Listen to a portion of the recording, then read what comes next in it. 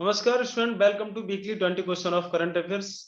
ये मार्च में second week के टॉप 20 क्वेश्चन होंगे। आइए मेरे साथ इन सभी क्वेश्चंस को एनालिसिस करेंगे। मनरेगा में पारदर्शिता लाने के लिए तथा ऑनलाइन शिकायतों के निस्तारण के लिए ग्रामीण विकास तथा पंचायत राज मंत्री गिरिराज सिंह ने कौन सा ऐप लॉन्च किया है? तो गिरिराज सिंह ने ये जो ऐप लॉन्च किया है इसका नाम है लोकपाल ऐप, यानी ऑम्बुड्स पर्सन ऐप। कुछ मनरेगा के बारे में इंपॉर्टेंट इंफॉर्मेशन देखते हैं। 2 अक्टूबर 2005 को भारतीय संसद में नरेगा एक्ट पारित किया गया था। इसे 2 फरवरी 2006 को पहली बार आंध्र प्रदेश राज्य में लागू किया गया था, जबकि इसे पूरे भारत में 1 अप्रैल 2008 को लागू किया गया था। लेकिन 31 दिसंबर 2009 में इसका नाम बदलकर मनरेगा कर दिया गया था। यहाँ एक ये जो शब्द इस्तेमाल किया गया लोकपाल, आइए लोकपाल के बारे में कुछ समझते हैं जरा। लोकपाल एक भ्रष्टाचार जांच एजेंसी है, पर लगे भ्रष्टाचार के आरोपों की जांच करता है। दुनिया में पहली बार लोकपाल को लागू करने वाला जो देश था वो था स्वीडन, और स्वीडन में लोकपाल जो आया था वो 1809 में आया था, 1809 में। लेकिन भारत में लोकपाल की डिमांड जो हुई थी वो प्रथम प्रशासनिक सुधार 1967 में आया था। उस दौरान मोरारजी देसाई की अध्यक्षता में लोकपाल की डिमांड हुई थी। लेकिन भारत में लोकपाल एक्ट 1968 में पार्लियामेंट में प्रस्तुत किया गया, लेकिन पास नहीं हो पाया। उसके बाद कई बार ट्राई हुआ पार्लियामेंट में पास होने के लिए, लेकिन हर बार फेल हो जाता था। अंत में लोकपाल एक्ट 2013 भारतीय संसद में पास हुआ और इसे 2014 में भारत में लागू कर दिया गया था। तो अगर हम बात करें कि लोकपाल एक्ट कब पास हुआ, 2013 में, कब लागू हुआ 2014 में, लोकपाल एक्ट बहुत ही इंपॉर्टेंट होगा। अब यहाँ पर एक क्वेश्चन होगा आपसे कि वर्तमान में भारत का लोकपाल कौन है। ओके, उनका नाम आपको कमेंट बॉक्स में बताना है और इसका आंसर मैं वीडियो के अंत में दूंगा। आइए नेक्स्ट क्वेश्चन। वित्त मंत्री निर्मला सीतारमण ने सरकारी ठेकेदारों यानी गवर्नमेंट कॉन्ट्रैक्ट्स को पेपरलेस करने के लिए किस प्रणाली की शुरुआत की है? तो यह प्रणाली है ई विल सिस्टम, यानी कि जितने भी गवर्नमेंट कॉन्ट्रैक्ट्स होंगे, ठीक है ना, चाहे वो रोड कॉन्ट्रैक्ट हो, चाहे वो रेल हो, ब्रिज हो, किसी भी प्रकार का जो गवर्नमेंट से कॉन्ट्रैक्ट किया जाता है, उसका पेमेंट यानी कि लेन देन जो भुगतान होगा वो आप किसी रिटन डॉक्यूमेंट्स के बजाय आप उसको ऑनलाइन पेमेंट कर सकते हैं। इसके लिए इन्होंने ई विल प्रणाली की शुरुआत की है। फरवरी 2022 में किस संस्था ने प्राकृतिक खेती को बढ़ावा देने के लिए जीवा कार्यक्रम की शुरुआत की है? तो जीवा कार्यक्रम की शुरुआत नाबार्ड के द्वारा की गई है। नाबार्ड का मतलब होता है national bank for agriculture and rural development. NABARD की स्थापना 12 जुलाई 1982 को हुई थी। इसका हेडक्वार्टर मुंबई में है और वर्तमान में इसके चेयरमैन गोविंदा राजुलू चिंटाला हैं। आइए नेक्स्ट क्वेश्चन। चंद्रयान 2 में प्रयुक्त किस स्पेक्ट्रोमीटर ने हाल ही में सौर प्रोटॉन घटनाओं का पता लगाया है? तो उस स्पेक्ट्रोमीटर का नाम है क्लास, ठीक है ना।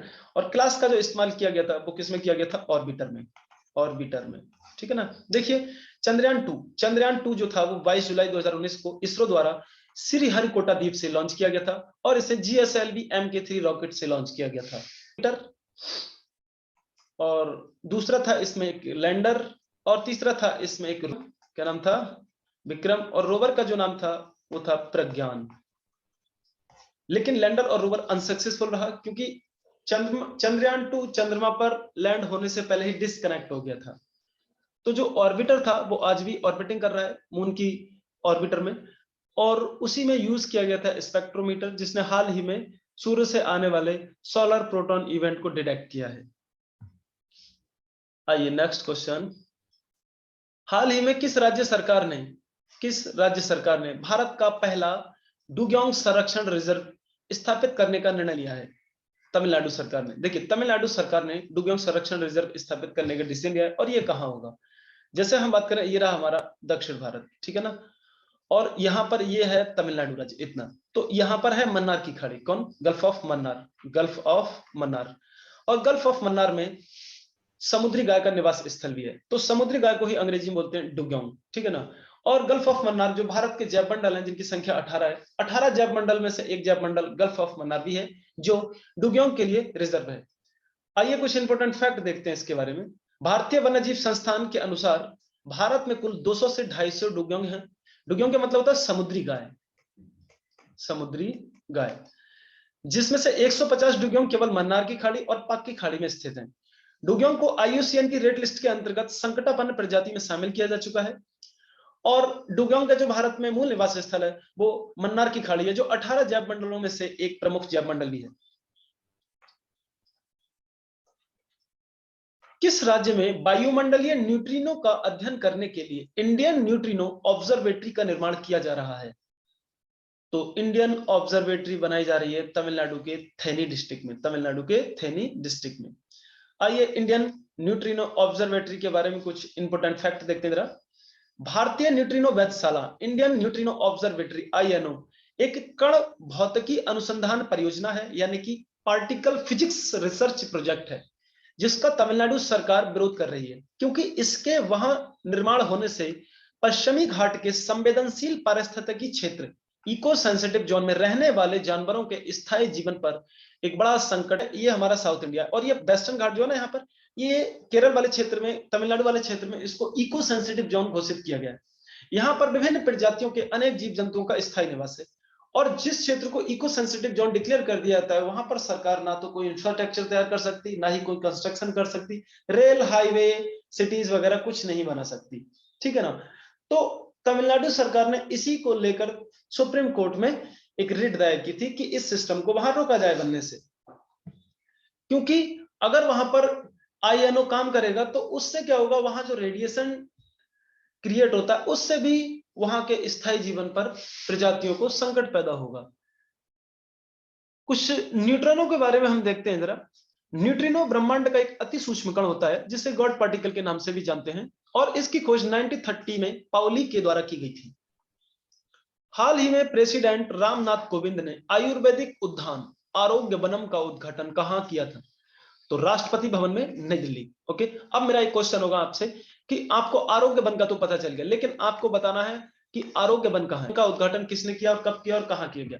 तो देखिए, आरोग्य वन का उद्घाटन 2018 में नर्मदा डिस्ट्रिक्ट गुजरात, नर्मदा डिस्ट्रिक्ट गुजरात में प्रधानमंत्री नरेंद्र मोदी के द्वारा आरोग्य वन का उद्घाटन किया गया था। ओके, चलिए नेक्स्ट क्वेश्चन देखते हैं। भारत में जन औषधि सप्ताह दिवस कब मनाया जाता है? तो 1 मार्च से 7 मार्च तक भारत में मनाया जाता है जन औषधि वीक। जन औषधि वीक के बारे में कुछ इंपोर्टेंट फैक्ट देखते हैं। फार्मास्यूटिकल विभाग के द्वारा वर्ष 2008 में जन औषधि अभियान की शुरुआत की गई थी, जिसका 2015 में भारत सरकार ने नाम बदलकर प्रधानमंत्री भारतीय जन औषधि परियोजना यानी कि PMBJP रख दिया गया, तथा साथ ही साथ में सस्ती जेनेरिक दवाइयों के लिए देश भर में लगभग 4000 जन औषधि केंद्र खोले गए। आइए नेक्स्ट क्वेश्चन। हाल ही में किस देश को FATF की ग्रे लिस्ट में शामिल किया गया है? तो FATF की ग्रे लिस्ट में शामिल करने वाला जो देश होगा वो है संयुक्त अरब अमीरात, यूनाइटेड अमीरात। तो अगर हम बात करें UAE को हाल ही में FATF की ग्रे लिस्ट में शामिल किया गया है। देखिए, ये ग्रे लिस्ट क्या होता है? FATF की दो इंपोर्टेंट लिस्ट होती है, एक तो होती है ग्रे लिस्ट, ठीक है ना, और दूसरी होती है ब्लैक लिस्ट, दूसरी ब्लैक लिस्ट। अब ये ब्लैक लिस्ट और ग्रे लिस्ट में डिफरेंस क्या है? देखिए, अगर कोई कंट्री जिसमें टेरर एक्टिविटी है और वह देश टेरर एक्टिविटी को बढ़ावा दे रहा है, उसको कंट्रोल नहीं कर पा रहा है और उसको फाइनेंशियल हेल्प भी प्रोवाइड कर रहा है, तो क्या करता है FATF उस कंट्री को ग्रे लिस्ट में डाल देता है, क्योंकि वह टेरर एक्टिविटी पर कंट्रोल करने में नाकाम रहा। और अगर FATF ने उस कंट्री को ब्लैक लिस्ट में डाल दिया तो इसका मतलब यह कि अब उस कंट्री के लिए जो इंटरनेशनल फाइनेंशियल हेल्प मिलती है, जैसे वर्ल्ड बैंक से मिले, एशियन बैंक से मिले, यूरोपियन यूनियन से मिले, इंडियन इंटरनेशनल म्यूचुअल फंड से मिले, तो वो फाइनेंशियल हेल्प मिलना बंद हो जाती है, क्योंकि वो ब्लैक लिस्ट में आ चुका है। FATF के बारे में कुछ इंफॉर्मेशन देखते हैं। Financial action task force FATF का मतलब होता है, ये एक इंटरनल गवर्नमेंट बॉडी है जिसकी स्थापना 1989 में G7 ग्रुप के द्वारा फ्रांस की कैपिटल पेरिस में की गई थी। FATF इंटरनेशनल लेवल पर मनी लॉन्ड्रिंग और टेरर फंडिंग पर नजर रखता है। वर्तमान में FATF में कुल 37 कंट्री मेंबर्स हैं और साथ ही साथ में 2 क्षेत्रीय संगठन भी शामिल हैं। भारत इसका सदस्य 2010 में बना था। आइए नेक्स्ट क्वेश्चन। हाल ही में financial action task force FATF का नया अध्यक्ष किससे बनाया गया है? तो टी राजा कुमार, भारत के टी राजा कुमार अब बने हैं FATF के नए चेयरमैन। हाल ही में रेल मंत्री अश्वनी वैष्णव ने रेल दुर्घटना से बचने के लिए किस स्वदेशी टक्कर रोधी तकनीकी यानी कि इंडिजिनियस एंटी कोलिजन टेक्नोलॉजी का सफल परीक्षण किया है? तो इस टेक्नोलॉजी का नाम है कवच, ठीक है ना। कवच एक ऐसी टेक्नोलॉजी है जिसमें आमने सामने से आने वाली ट्रेनें एक लगभग देखा जाए 0.5 से 1 किलोमीटर के बीच में एक दूसरे को डिटेक्ट कर लेती हैं और क्या करती हैं, वो अपने आप को कंट्रोल कर लेती हैं, जिससे एक बड़ी टक्कर होने से बच जाती है। Next question. हाल ही में किस भारतीय महिला ने पैरा वर्ल्ड चैंपियनशिप 2022 में रजत पदक जीता? तो ये है जीतने वाली पूजा जत्यान। पूजा जत्यान ने पहली बार भारत की महिला होंगी जिन्होंने पैरा वर्ल्ड चैंपियनशिप में ये पदक जीता है, ठीक है। और इसका आयोजन कहाँ हुआ था? दुबई में।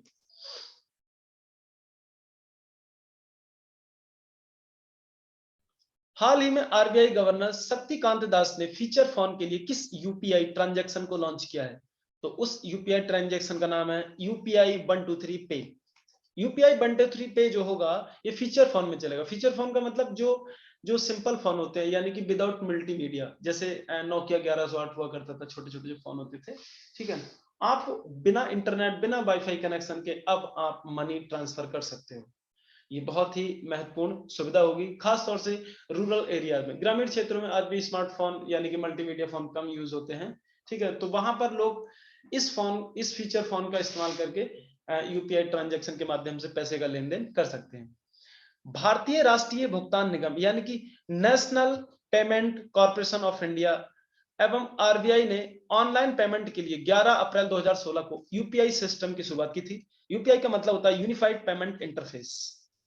भारत का पहला स्वदेशी प्रशिक्षण विमान हंसा एनजी का हाल ही में कहां सफलतापूर्वक परीक्षण किया गया है? पांडिचेरी में। तो पांडिचेरी में भारत का पहला स्वदेशी निर्मित प्रशिक्षण विमान हंसा एनजी है और जिसका सफल परीक्षण पांडिचेरी में किया गया था। हंसा एनजी को वैज्ञानिक और औद्योगिक अनुसंधान परिषद, राष्ट्रीय एयरोस्पेस प्रयोगशाला द्वारा स्वदेशी रूप से डिजाइन और विकसित किया गया है। देखिए कुछ एडिशनल इंफॉर्मेशन है यहाँ पर, उसको भी समझेंगे। भारत में निर्मित पहला स्वदेशी विमान वाहक, स्वदेशी यानी कि विमान वाहक जिसको बोलते हैं एयरक्राफ्ट कैरियर, तो इंडिजीनियस एयर, भारत का first indigenous aircraft carrier INS Vikrant है। अभी ये परीक्षण में चल रहा है, यानी कि इसको नेवी को नहीं सौंपा गया है और इसका निर्माण कोचीन शिपयार्ड लिमिटेड द्वारा किया गया है। लेकिन इंडियन नेवी प्रेजेंट टाइम में जो एयरक्राफ्ट कैरियर यूज कर रही है उसका क्या नाम है? तो उसका नाम है आईएनएस विक्रमादित्य।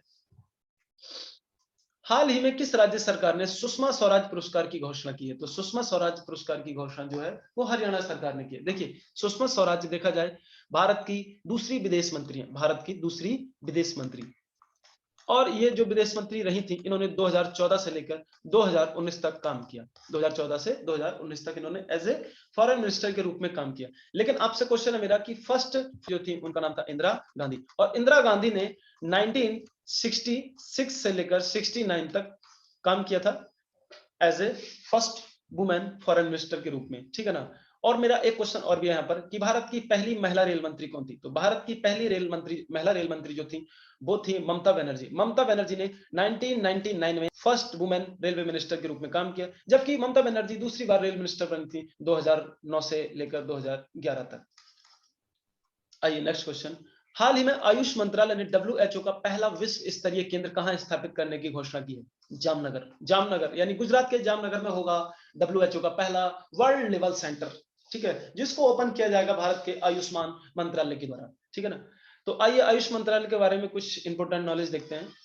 आयुष मंत्रालय की स्थापना 9 नवंबर 2014 को हुई थी और प्रेजेंट टाइम में इसके जो मिनिस्टर हैं वो हैं सर्बानंद सोनोवाल। डब्ल्यूएचओ की स्थापना 7 अप्रैल 1948 को हुई थी। इसका हेडक्वार्टर स्विट्जरलैंड के जेनेवा शहर में है और प्रेजेंट टाइम में इसके सदस्य देशों की संख्या 194 है। लेकिन वर्तमान में इसके महानिदेशक टेड्रोस एडहानोम है, जबकि उप महानिदेशक भारत की सौम्या स्वामीनाथन है। आइए नेक्स्ट क्वेश्चन। मार्च 2022 में बाजार पूंजीकरण मार्केट कैपिटलाइजेशन के आधार पर वैश्विक सूची यानी ग्लोबल लिस्ट में भारत किस स्थान पर है? तो मार्केट कैपिटलाइजेशन के बेस पर अब इंडिया वर्ल्ड में 5th प्लेस पर आ चुका है, यानी कि मार्केट में हमारा जो प्रोडक्ट है वो दुनिया में अब 5वें स्थान पर आ चुका है।